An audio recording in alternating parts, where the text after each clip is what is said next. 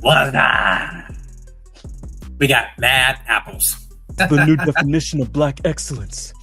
4 killers. Yes. How many Wayans are there? There's billions.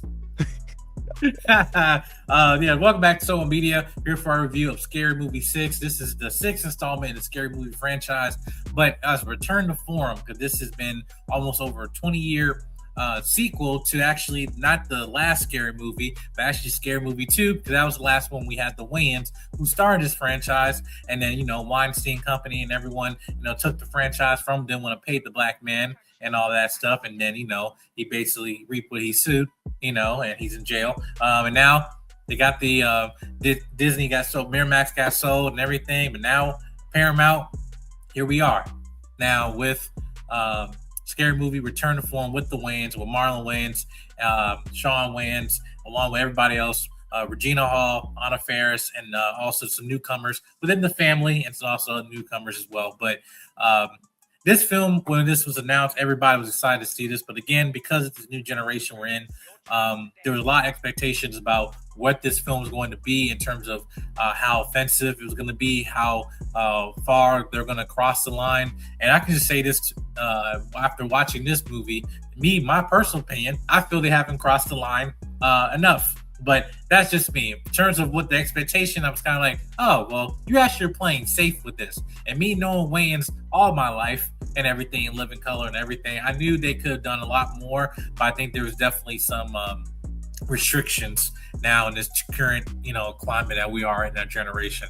But what was your initial thoughts of Scary Movie and your expectations about, all the jokes and especially all the films that have happened since the last Scary Movie that we've gotten and everything, and with the flavor back in the Wayans' hands? I also definitely felt like they were, I wouldn't say they were holding themselves back, but I would say like it didn't go as far as some people did think it possibly could.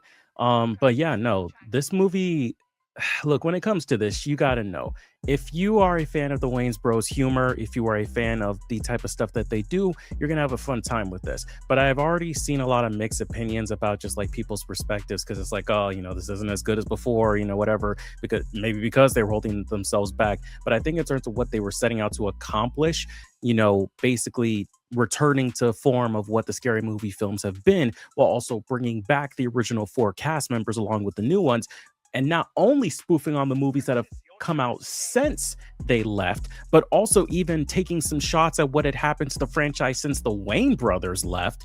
It was a tall task, and I think for the most part that they achieved that.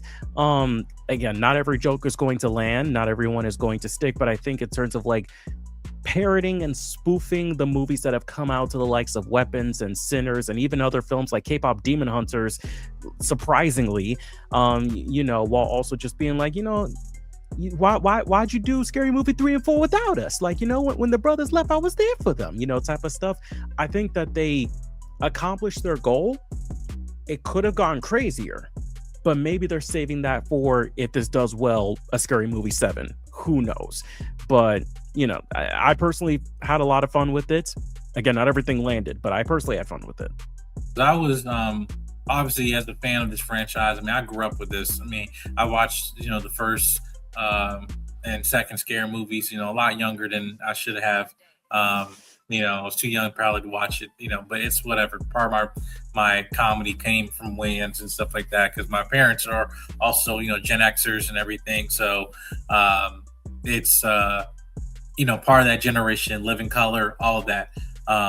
And when I saw everything, the media around this movie, and now even after it, again, it just, it is what you expect and with this current generation about, your expectation. Don't let your speculation become expectation. And I'm not even talking about with like comic book or spoilers, like, oh no, I'm speculating they're going to make this joke, or the comedy can be like this, and then yet you're expecting it to be something, and but yet the film is telling exactly what it is, but also what it came before, what it's always have been, right? Is a film satire, making a spoof of all IP within horror and other films, in themselves, everything going on in the world. And I think that's probably just, we need films like that exist, just like we have films that handle difficult topics that are actually, trying to handle more serious subjects and deliver it in an exceptional way. And some films don't, are not able to do that. And there's some films where, I may want to turn my brain off and just have a good time and laugh and just, enjoy my time in the movies and watching some characters or actors, just having a good time. Right. I think, unfortunately, people, claim, get on critics about be overly critical. And at the same time, audiences, that don't know what they want. And this is exactly what you asked for. And now you're mad about it. And I see that throughout the media, people being offended about some of the jokes that made, which we'll get into, of the lynching and the race jokes and the Epstein and jokes, but also some very, I'll say, Gen Z jokes that honestly are at this point now old. And I think some of the criticism were valid. Like we see now we're in this new generation, which basically the basis of this movie is taking a parody off of Scream 5, and where we have the new characters with Cindy, and then after we have this new generation, and Cindy didn't come back for for Scream 6, which they made a joke about in this movie. What would Jamie Lee Curtis be? What would Halloween be about Jamie Lee Curtis? Or Scream be about Eve Campbell? That would be Scream 6. And it literally what they did with the franchise. And there's a lot of meta jokes even to those actors like Jenna Ortega, Tuesday. Burning those two actors as, oh wait, you ain't replacing the old heads. Screw this. Fuck them kids. All that, right? That's exactly what the Scream franchise was. Until, after, a certain political event that happened and everything, and then actors take a stance, whether you believe right or wrong. And then now afterwards, they went back to the OG, say, hey, can you come back? Yeah, sure, I come back to save this ship, But there was a lot of references in this, and I will talk about it because really, turn your brain off. Just accept the movie for what it is. The K-pop Demon Hunter joke, like the animation in that, Wait, what? Oh my god! You got Kai Cenat streaming, and all that stuff, right? Hey, I'm getting paid for doing absolutely nothing. Yeah, son. Right? But also we have Cindy being a parody of Jamie Lee Curtis from Halloween, but I guess also maybe the woman from Final Destination, the grandma, which I thought that what it was, Yeah, me too. Right. But then it was clearly that was Halloween. You had Regina Hall as from Ma, Octavia Spencer. It's like giving very Octavia Spencer, and then you got Gay Ray or Shawn Wayans back. And that's the thing. There's some things I felt that was kind of flat here. Like I knew what the joke was. Like, I'm not gay no more. I am delivered. Right. But then it just felt like very light.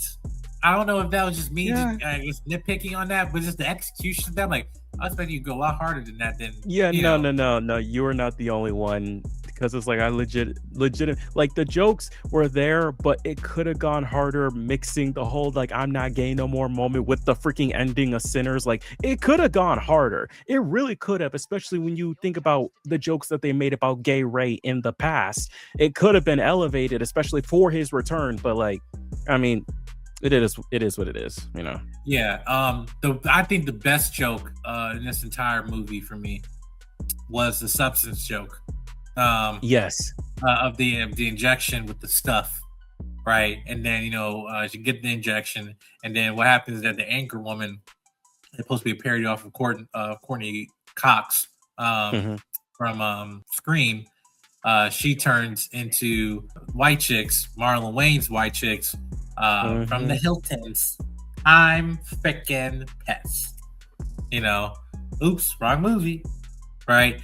That was the best laugh for me out of this entire film. And I was actually shocked because of how, like, I'll say accurate the makeup was, because like think about this, like it's been over 20 years at this point. I understand makeup has been, very, we've done a really good job of stuff, but I was like, man, he didn't look like we left. It's like the aging of the makeup and or anything like that. You know what I mean? Like I was like, wow, that was really good. I'm like, did they CGI that? As like, I was like, how they did that?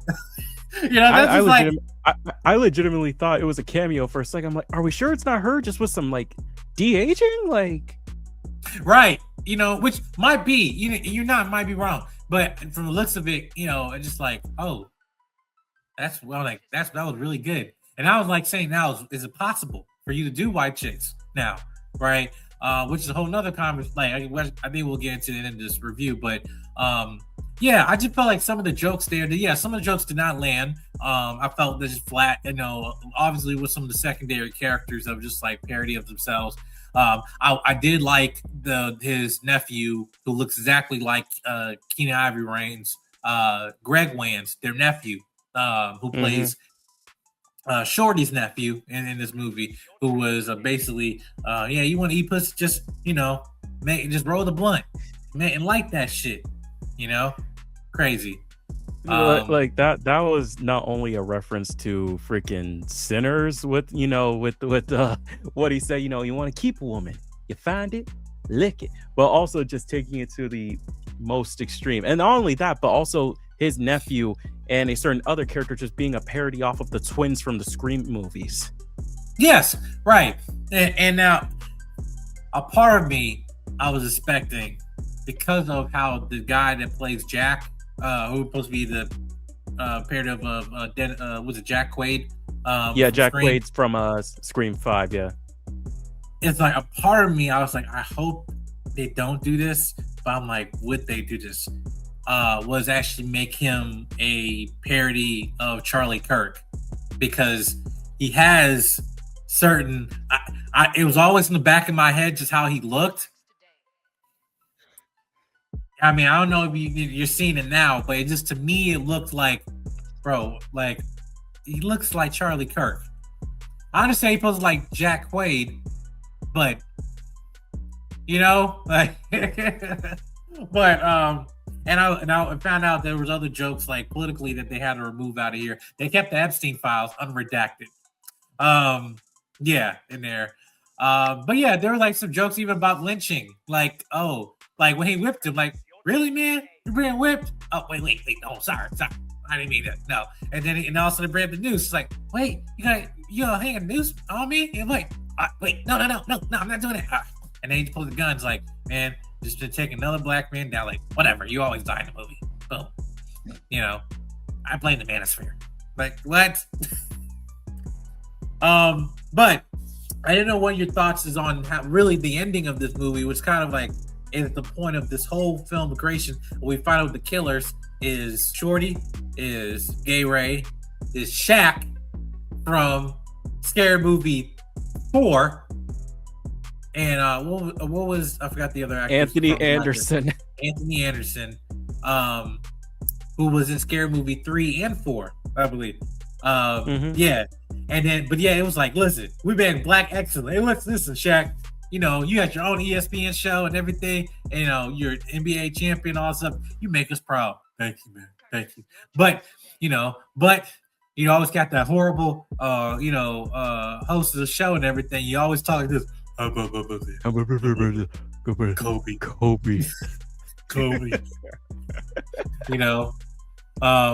And then it's like Anthony Anderson, like, man, Blackish, 7 Emmy nominations, all this stuff. Congratulations. But you didn't win, though. Indeed. Like, what? I didn't know they took the franchise from the family. Like, oh my God. But no, I just like that. It just like, and they made a point, like, y'all did Scary Movie 3 and 4 without us. And you're like, I'm sorry, I just like a check. I mean, whatever.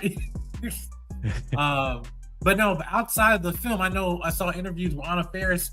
Felt very like, I didn't know if they didn't want to talk to me because I did the other two and other stuff and they're like, no, it was all love and everything. And I'm like, no, let's use that. Yeah. And I'm glad that they didn't steer away from it. I mean, that was the main point of all of this. Was the fact of like, hey, the franchise is back in their hands. They're making jokes like, wait, you're 25th year senior. I was like, okay, how long are you till you graduate? Until y'all, be in this movie and make a sequel, like again, I think this is more for like the culture. Take Black people out of it, just for a lot of us who we're seeing return to form these type of movies. Whether some of you might think this is bad, whatever, I think it's more you're expecting the wrong thing from the wrong IP. You want to expect that level of high intellectual nuance with films.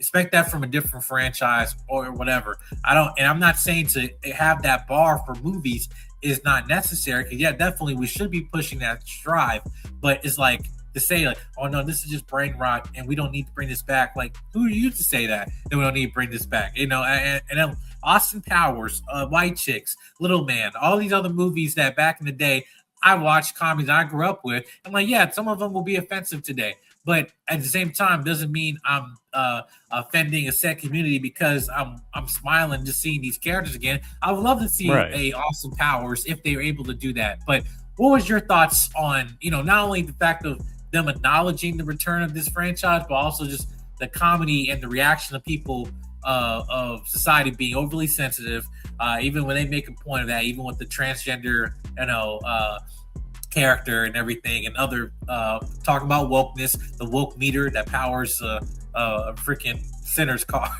or whatever, all those things. And what was your thoughts on that and kind of the reception of all this? Look, as I've said, I have heard many mixed reviews, like in person and online, when it comes to this movie. I know some people that they understand the Wayans humor and enjoyed it a lot. Some people that really loved having this thing back, and then there are some that, and again, as we said, not all the jokes land. But in terms of what the essence of what this film was trying to do, the fact that it has divided so many people just goes to show, like, versus when Scary Movie 1 and 2 came out, so much has changed within society, not just the internet, but also just the way that people respond to things. And it really just goes to show, like, the type of things that people are able to handle nowadays and the type that they are not. And it's like, again, there are just some movies where you are allowed to just sit down and have a good time, whether or not this is something that is supposed to move you or not. This is one of those films that you're just supposed to sit down and have fun with. And again, we've brought up complaints when it comes to this movie, but at the same time, we can still enjoy this. Like, it's fine to be able to just enjoy something, even if you don't fully agree with it. It's okay to be able to laugh at some of these jokes, even if it is not something that you wholeheartedly believe in or, are for. Like, and you shouldn't look down on people who do have a fun time with this film, because I think the moral of this is really just to have fun. Make a few jokes, at the expense of others, but just to have fun. Like, take racism, take wokeness, take, culture, whatever the fuck, take it out of there. Why is it hard for us to have fun with a movie in cases like this? This is what the Wayans brothers were trying to do. Make it known that there was no bad blood when it came to how, in terms of the cast members, how the franchise had went since they left. But at the same time, be able to just spend an hour and a half basically just joking around, just joking around at how things have been. And I mean, like, we don't need to be ultra serious about things all the time. So it's like, that's why me personally, I like this film. Even if I don't love this film, I like it because I'm able to have fun with this. I'm able to have fun with what Marlon and Shawn and Anna and Regina and every single one of the old and new cast members were able to do. It doesn't work fully, in my personal opinion, but it still works. So it's like, if you're having a hard time with this film, I understand if not everything in it is for you. It wasn't for us. But at the same time, if you're saying that this is like atrocious or horrible or whatever the case, take all of the things that you just take wokeness, take, culture, whatever the fuck, racism out of it. Can you just have fun with this as a movie that's just meant to be a fun movie? Like, it's a never-ending argument. I'm not gonna lie when it comes to that, but at the same time, I believe it's just like, there are just some films where you're allowed to have fun. There are films where you are meant to feel, and there are films where you are meant to have fun. And that's really all I can go when it comes to this. Yeah, and as we wrap things up, I personally, again, as with all Wayans movies, really with the Scary Movie franchise, this is gonna stick with people for a while. Like, just as we have jokes we still refer to today, 20 years later. And I believe that we're going to have the same thing with this movie, regardless if we say, oh, yeah, probably that wasn't the best part of the movie. I didn't like that part. But then it's like, I still remember moments in this movie that I'm still quoting right now, even only seen it after a week, you know?